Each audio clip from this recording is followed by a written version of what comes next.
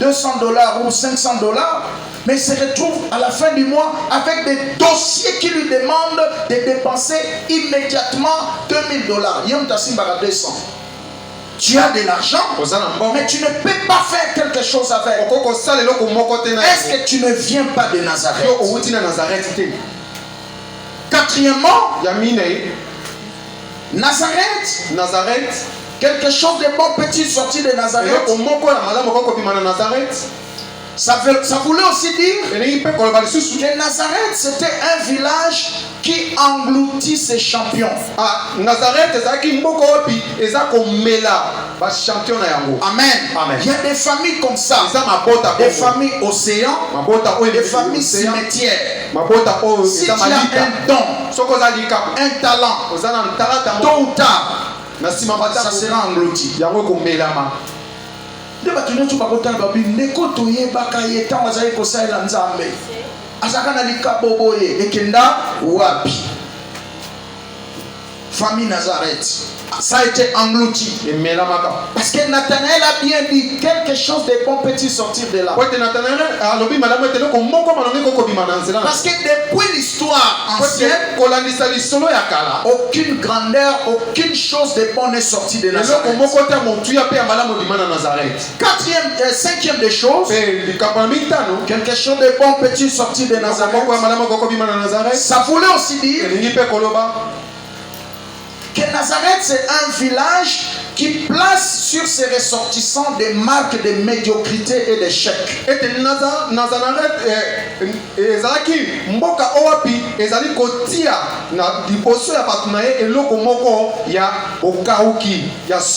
Donc quand tu sors de Nazareth, tu auras déjà la marque de la médiocrité. Un médiocre peut être en veste, en cravate, bien habillé, mais sa tête là est pourrie. Sa morale est pourrie. Tu verras des choses qu'il fait, des actes qu'il commet, n'ont pas de rapport avec son âge. Mais tata mukolo penza se respectaka te pour nani. Ce n'est pas lui, c'est les sang de famille. Mais maman mukolo boy penza fini nyasa azalaka boy ndengeni, c'est pas lui, c'est les réclamations des femmes. C'est un médiocre. Il vient de Nazareth. Quelque chose de bon ne peut pas sortir là-bas. Il a des marques des échecs. Si tu dois se respecter dans la vie, sans un novembre, décembre, sans un bilan. Amen. Naba sanza, il y a un projet, il y a un nouveau projet. Tout le monde voisin. Yo so sa bilan vie na yo. Comment tu es rêvé, tu es en train de rêver. Quels sont tes projets? Sanza novembre, na décembre, sanza bilan, na un nouveau projet. Sans janvier, na février, ils appellent sans évaluation, na projection, na un nouveau projet année. Oso scellé un mot. Est-ce que tu as déjà pensé à cela? Voilà. Tu viens de la famille de Nazareth. Parce qu'un médiocre ne voit pas loin. Il n'a pas de projet constructif. C'est un monsieur Bouka Lelo Lamba Lelo. Il ne voit pas loin. Mais ato memi au côté moi ba idée et aussi parce que makila na yo on a déjà ba tchaba signe à médiocrité. Il ne voit pas loin. Tu peux lui donner une responsabilité.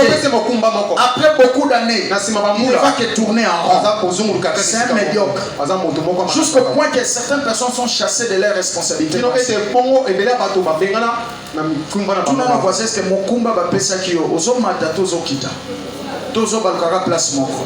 Yo po uti na famille à Nazareth était. Alléluia. Amen. Mais Dieu soit béni à jamais. Il va permettre que son champion, les sauveurs du monde, les sauveurs de l'humanité, les tout-puissants, Jéhovah Sabaoth, il va permettre que le Seigneur Jésus grandisse dans cette ville-là. Non fuir les cycles de malédiction de Nazareth, mais pour briser ces cycles. J'attends quelqu'un dire Amen. Amen. Parce que Jésus est né à Bethléem, mais Dieu a prévu qu'il grandisse à Nazareth. Vous vous rappellerez dans Luc chapitre 2 verset 39, c'est là que Marie et Joseph se sont installés. Ils se sont installés à Nazareth. Leur déplacement n'était pas pour rien. C'était dans le plan de Dieu afin que Jésus puisse briser cette loi, briser cette condamnation, casser cette réclamation qui pesait sur Nazareth. J'attends quelqu'un dire Amen. Dieu a permis que tu naisses dans cette famille. Cette famille Nazareth, où rien de bon ne peut sortir, afin que celui qui est en toi, qui est plus grand que celui qui est dans le monde, puisse au travers de toi casser les lois de malédiction. Amen. C'est une loi qui a dominé sur tout le monde. Ça ne dominera pas sur toi, parce que tu es en alliance avec un Dieu vivant qui a vaincu toutes choses. La Bible dit, petits enfants, n'ayez pas peur, parce que celui qui est en vous est plus grand que celui qui est dans le monde. J'attends quelqu'un dire Amen. Très bien. Amen. Dans Luc chapitre 4, à partir du verset 28 jusqu'au verset 29, lorsque le Seigneur a commencé son ministère, si tu lis même dans Marc chapitre 6, la Bible dit, Jésus n'a pas fait beaucoup de miracles en Nazareth à cause de leur incrédulité. J'aimerais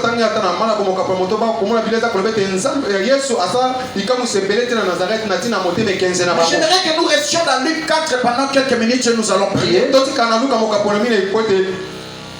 partir du verset 28, dans Luc 4 là, quand Jésus a commencé son ministère, il a fourni une sagesse infiniment variée de Dieu. Et il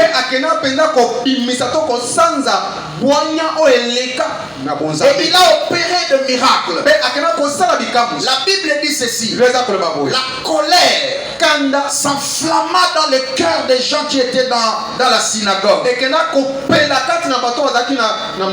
Voyez, on est qu'ils soient dans la joie, qu'une chose nouvelle est apparue. Quelqu'un est venu avec de nouvelles choses qui veut changer notre société, qui veut changer notre ville, qui veut changer notre famille. Mais c'est le contraire qu'il ressent. La Bible dit la colère s'enflamme. C'est ça les familles d'où nous sommes sortis. Au lieu de se faire tous mon frère à s'assembler la famille, non moi batu sou aucune église n'a bino na terre, église à makelele wana. Ba yebi eloko ba opexela yo. Amen. Ils savent. Plus tu vas persévérer ici, tu vas casser les réclamations et ils n'auront plus de contrôle sur ta vie. Biso to bongo la mitema to bongo appeler moko lokola batu moko bakomba maboma. Pourquoi batu moko mituma kasi bayoka kate. J'ai eu même des problèmes avec mes parents. Surtout mon papa qui tenait beaucoup. Il était vraiment... il tenait beaucoup que j'utilise jusqu'à la fin. Mais il refusait seulement que je prie beaucoup. Pourquoi? Je ne sais pas. Il y a beaucoup de gens qui vivent des situations pareilles. Sérieux. Les combat et mati.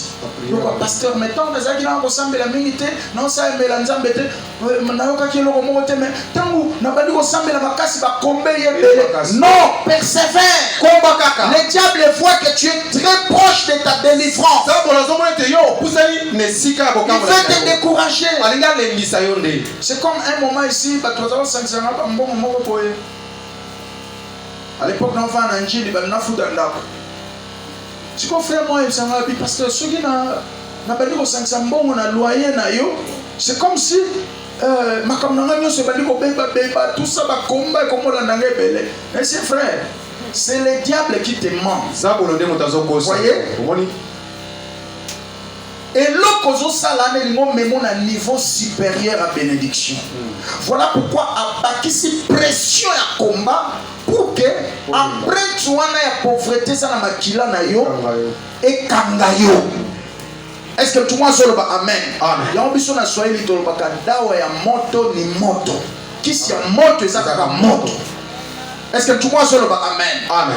Plus ça te raison pelisa moto ya ba épreuve ko compliqué fino yo be pelisa moto à prière, pelisa moto ko sala nzambe, pelisa moto ko banga nzambe. Tôt ou tard il fuira. La Bible dit résister au diable et il fuira loin de vous. J'entends quelqu'un dire amen. Amen. Surtout dans ces derniers jours de l'église où la Bible a mentionné déjà depuis les premiers siècles. La Bible dit il y aura des temps difficiles. Dans 2 Timothée 3 verset 1. Déjà l'apôtre Paul dans son intelligence prophétique il a vu les tableaux sombres des derniers jours. De notre temps ici. Comment est-ce qu'actuellement on parle de familles artificielles? Amen. Amen. Le diable est en train de matraquer de manière subtile pour briser les fondements que Dieu a établis sur la famille.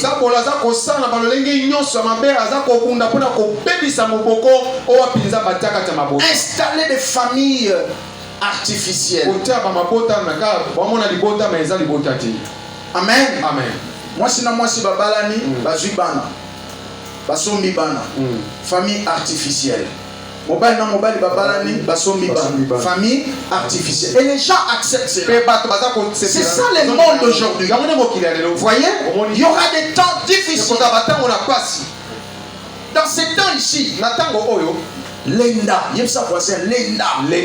Kozaka te moi ba dio chonke atili musala nzambe na longo église okobunga nzela orate lola. Toza suna temps ebelete. Amen. Est-ce que tu vois ça amen? Amen. Tu dois avoir des nerfs solides. Il y aura des temps difficiles. Ça veut dire premièrement, ça ne sera pas facile de percer dans le ministère si tu sers Dieu. Deuxièmement, la difficulté tout aux angles, en plein championnat, groupe Betikano, tout ça. Le diable laissera tranquille tous ces pasteurs qui prennent sur la foi, qui prennent sur l'espérance, mais nous qui l'attaquons. Nous sommes des attaquants. Il laissera tranquillement des pasteurs. Il les laissera tranquilles. Tous les tata pasteurs feront leur ministère tranquillement. Mais nous qui sommes dans la table, serons combattus.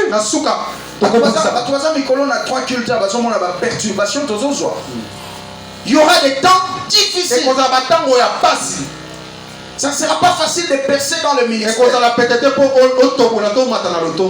Comment passer mon cher? Entre nous, Obi kosale la nzambe na milliers oyo. Pe o réussir na ministère. Pe kombono e matane kombono e matina mboko oyo. Na moni affiche na yo kuna conférence monnaie les autres à niveau ville à Kinshasa en décembre. Tu es classé parmi les orateurs. Non, tu as Dieu. Après si on offre na yo on a tel pour $20. Alléluia. Amen. Vous devez aussi nous encourager. Ah oui. Deuxièmement, il y aura des temps difficiles, ça veut dire ça ne sera pas facile d'entrer dans sa destinée. Amen. Amen. Ça ne sera pas facile dans les derniers jours que tu entres dans ta destinée. Parce que dit tumba munena Satan ezali ke alongola yo na nzela ya vie na yo. Amen. Yo pe bitumba minene ya munene ya vie na ezali nini okota makolone kota na nzela ya vie na yo. Amen. Que tu vives ton dromos. Que tu vives ta destinée prophétique. Amen, amen. Amen. Que tu ne vives pas la destinée de tes oncles ou de tes tantes. Voilà pourquoi nous disons je ne répéterai pas l'histoire négative de ma famille. Quand le Seigneur a commencé seulement à opérer des choses qu'ils n'ont jamais vues. La Bible dit ceci. Quand les matibango. Donc yoki obandi ko salela nzambe na dimension koma kiwana yango kande mataki bango ba betio flèche au décourageant lelo zonga sima et ça yote makila famille tout nos voisins est-ce que température nous a gardé au bandaki tu es complètement découragé et tu trouves ça normal. Ce n'est pas toi. Et ça yote à mon avis dans la miro babi niveau combien na molimo wana soto tiki et si litoza sous contrôle na été les flèches bikamoka bimi kuna papa les frères moka betcho libakupa na tiki nzambe na longo église voilà. On t'a eu, tu es dans le piège. Frère, ce que ça ne logo ko sa te na vie na yo kontika nzambe na longo église. Amen. Tika babilo msusu na longwe na tiki frère yo bitumba famille na bino so nzamba ba longo na vie na ta 1 seconde. Yo obika. Jamais. Oni même tu ozo na nzela combien de biloko ba bwaka ki ba maladi ba mbasu ba maladi ba pese on y a tient au sans effet. Fino sans nzambe mes frères. Soko silika même alo msuko lo bagate. Amen. Parce que tout le monde se le va même. Mais il y a des choses que tu ne peux pas faire. Surtout dans ces derniers temps de l'église. Il y aura des temps difficiles. Vous savez aussi dire ça ne sera pas facile de rester vrai chrétien. Vrai serviteur de Dieu. J'attends quelqu'un dire Amen. Amen. Quand les réclamations ont monté, la Bible dit quelque chose. Ils ont pris Jésus. Ils l'ont ramené sur une colline pour les traîner là-bas. Imaginez jour on a ceux qui va réussir à continuer à Jésus à quoi et Koulou seulement aux alatés yonanga tonatos à sauver. Amen. C'est ça le but du diable. Au travers les réclamations. Pas benda yo obimana dromos na yo. Obimana trajectoire na yo nzamba chayo. Otika musala nzambe otika église e bombi lipamboli na yo otika poste oyo na nzela ya wapi nzamba ko pambolela yo nde bitumba munene na satana yango na ba réclamation ma famille. S'il y a quelque chose que tu ne peux pas faire, c'est d'abandonner le Seigneur. Il y a une promesse qui dit ceux qui persévéreront jusqu'à la fin, ils seront sauvés. J'attends quelqu'un dire Amen. Amen. Les poursuites ont commencé. Géant Nazareth avant Abanabotea, avant Abanosala, miracle. Mais tant que Abanotea, Abanosa miracle, pouf, Bayokikanda. Il y a des esprits qui ont été programmés depuis les sang des familles. Premièrement, ça attend certain âge. Quand tu n'as pas encore atteint cet âge-là, ça ne te dérangera pas. C'est caché dans les sangs. Quand tu vas atteindre seulement. J'avais rendu ministère à une famille comme ça qui s'en comme ça à 40 ans, ceux qui 36, 37, 38, tout au plus tu es parti. Alors qu'est-ce qui s'est passé? Ces frères-là écoutaient ce message. J'ai dit frère, la délivrance se cache dans les hôtels. Élève les hôtels dans ta vie. Ces frères-là élevaient un hôtel. Alors qu'il était déjà menacé, il avait 37 ans comme ça. Parce que dans leur famille, si tu touches seulement 36 ans, 36, 37, il y a une maladie qui apparaît. Tu te bats avec cette maladie. Tout au plus 39 ans, tu es parti. Mais ce frère aujourd'hui, il a 52 ans. Rien n'est impossible à Dieu. Et tout est possible à celui qui croit. Si Dieu nous parle de ces choses, c'est pour que nous prenions conscience, que nous les cherchions avec empressement. Pour qu'il nous apporte des délivrances. Ces réclamations attendent aussi les finances.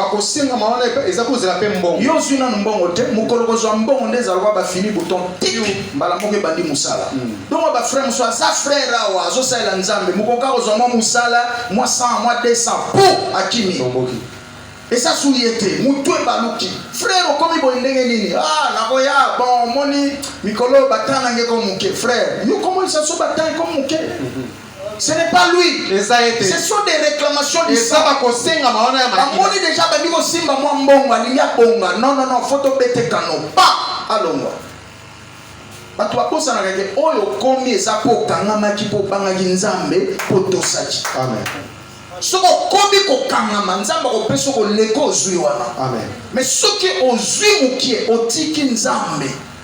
Et si le kauki, est-ce que tout le monde soit là? Amen. Amen. J'étais sur le quartier où il y a mon côté, il y a mon besso.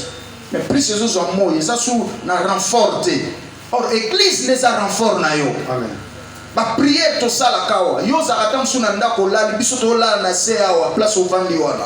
To lali wana nzambe to sobela nzambe pona yo. Et ça renforce. Mais quand tu te détaches de la source, c'est fini, tu es parti. Il y a des réclamations qui attendent certaines relations. Il y a connecté, on a battuté. Il y a moins nous a tranquille. Au moins quand nous avons fungolo ba relation pouf. Le quoi va finir pour ton pas. OK, obéis. Amen. Mais vinde comme on a connecté qui nous teka côté une église moi qui toko ba ndako benga. Makinda makambo ke ndoko sala kuna kozo ba numéro ba téléphone ba libi. Na simbi mutu na bi nini linituma. Nini etinda kingai tant nzamba baniko tenza ngama kambo na comprendre que eza ba réclamation makila ezolande tina musala nzamba ba pesi relation kitoko asa nini akebobezisa soki yo zakaka asumba na ngando bebisaka ba relation makila na yo mabe bitumba na yo uti na makila tu dois chercher la délivrance Seigneur lukabokangola yebisa kwazi yo batu mususu kutana bango mais yo so bonga na vie siko osaka ko ndengeni. Alléluia. Tala, eza montant de sortie et des entrées. Nzambe kwa bimisayo akuta nsona moto. Moko katsa ba domaine o sengelo lukela mo délivrance na bozindo ya domaine na relation. Amen. Loba amen a bien. Amen. Yango na zo sambela nzamba kuta nsona batu malamu. Amen. Peso kuta na batu bien. Obébisate. Amen. Okitate. Tala, nzamba mena mtu na ba niveau. So ameno de niveau na relation na classe moko abatu. Bondela okitate. Amen. Ozala wana apromata lisusu. Est-ce que tout le monde a dit amen très bien? Amen. Il y a des réclamations qui attendent votre mariage. Les jours où tu te marieras,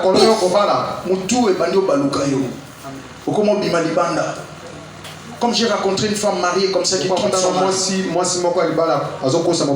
Alors il trompe son mari. Et faisant ça,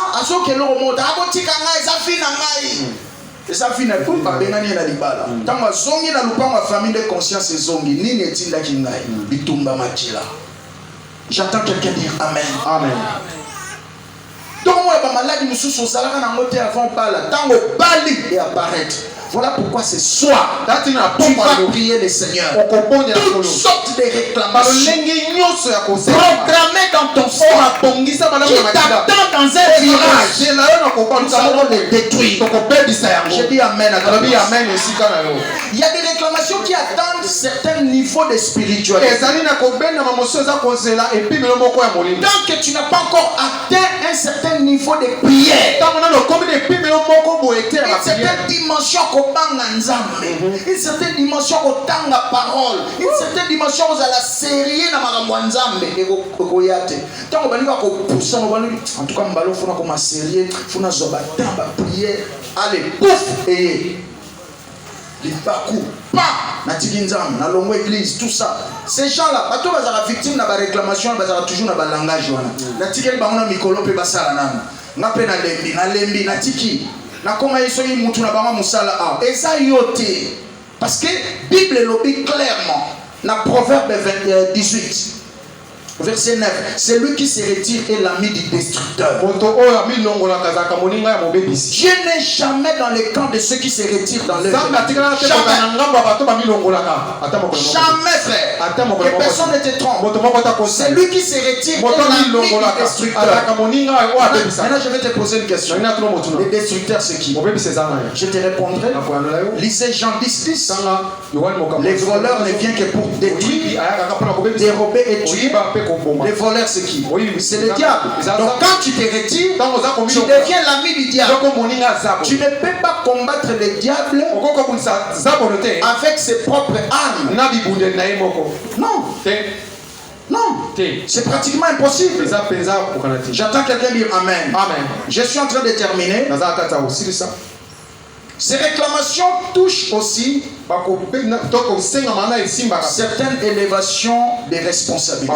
Tant que la personne n'a pas de responsabilité, et donc, comme on peut se confiance, ma soeur, tout le monde est au Kamba Awa. Ma soeur, lelo, l'on place au Moussala comme Awana. Papa dit qu'on matisse yo, ne pas réclamation les bandits. Esprit à Moïse, la famille radio. Mon condition est là 1000 $. Au bout de que mon condition soit pas pris et l'autre frère. Mon toi cosa autre. Tazotino ah et l'autre année ça va combien? Quel autre me la on a asia le kaki a émis ba prix nyonso. Je te dis. Ça n'a pas comme ça on a bien créé na eba kate. Pasteur ça on me kanga na baje apesi na mbongo na ke ko chele mai ya régie des eaux. Nzoka ça le kaki kuna vérifier ba prix na ba frère nyonso connexe tout na ba avantage na so discuter place ba sukaka. Atika frère, mon continue soyez par prix. Atatilio que non a évité elobote ayebi. Koko sana totika tana moi 500 francs. A mono de choses à moins sérieux. Moyibi. Akoyebi sauter, neti batoko biso na koyebi sauter. Mais je t'écarte seulement, je vis 10 seulement que tu es passé. Je te dirai pas. Mais ce que nous sommes en poule, ils ont combien 500, ils ont 4000. Déjà, ils ont 4300. Il y en a plus sur 5000. Je te dirai pas. Au moins, les Jidas, c'est qui peut se tomber à piège, j'en ai trop. Je suis en train de terminer en disant tu dois prendre conscience de ces choses. Tu dois poser beaucoup de questions. Entre autres, d'où viens-tu? Amen. Amen. La famille Outa Wabi. Alléluia. Amen. Deuxième question. Est-ce que dans votre famille les gens se marient? Troisième question, est-ce que les gens finissent les études? Comment est-ce que les gens meurent dans votre famille? Ah, les prophètes ont bien. Babota célibataire après babali si makufi célibataire le qu'on a une famille moko côté botata bango nyonso bakufa ka ba célibataire et pourtant ils étaient mariés suka okufa célibataire malheureux pe yeboko na ndako mutu akosungia azate tala lia makila wana. Mon frère ma sœur famille na bino bato bakufa na ndenge côté botata na ya bo mama tika babilo msonga za mwana Kishasa oza makila Kishasa te kombo za na mweza ya Kishasa ya mboka na nga kinwa oza na kombo Kishasa te oza pena makila Kishasa te ya mboka oza makila mboka makila oneza na histoire nde mateya lelo ya mwana mateya ipesi liona oyo litote ya chiwa makila mboka mateya esili yebisa boza mateya esili mateya esili. Alors, j'aimerais que tu te fâches contre ton sang. La prière d'aujourd'hui, nous allons parler sévèrement au sang. Alors qu'on est en train de changer le courant, j'aimerais que tu sois concentré. Je ne sais pas quel